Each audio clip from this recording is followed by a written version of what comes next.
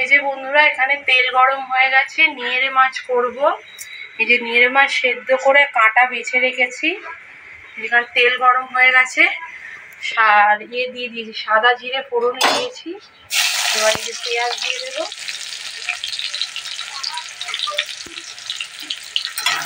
দিয়ে পেঁয়াজটা একটু লাল হয়ে যায়, এর মধ্যে দুটো কাঁচা লঙ্কা দিয়ে দিলাম।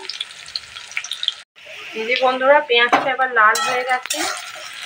এবার এর মধ্যে দিয়ে দেবো কেটে রাখা বেগুন আর টমেটো কেটে রেখেছি, ওটাও দিয়ে দেবো। দিয়ে একদম লাল লাল করে ভেজে নেব।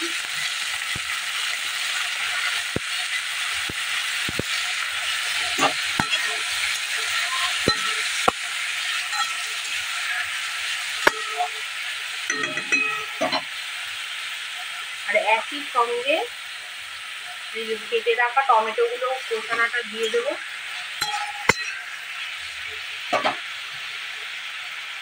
অল্প করে নুন দিয়ে দেবো, দিয়ে এটা নাড়াচাড়া করে চাপা দিয়ে রেখে দেবো, তাহলে আলু বেগুনটাও সেদ্ধ হয়ে যাবে। এই যে বন্ধুরা, ঢাকনা খুলেছি, খুলে এই যে একদম ভাজা ভাজা হয়ে গেছে, আলুটা লাল লাল হয়ে গেছে। এর মধ্যে সামান্য একটু হলুদ অ্যাড করেছি আমি, যেটা দেখানো হয়নি তোমাদের।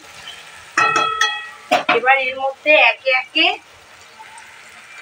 পেঁয়াজ বাটা, আদা বাটা,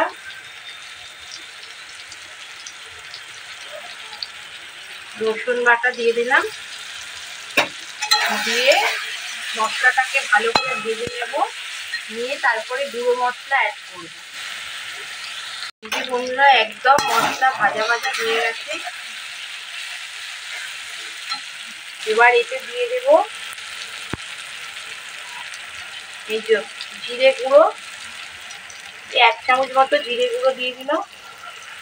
আর এতেই দিয়ে দেব 1 চামচ মতো ধনে গুঁড়ো, আর সঙ্গে দিয়ে দেব কাশ্মীরি লঙ্কা 1.5 চামচ মতো।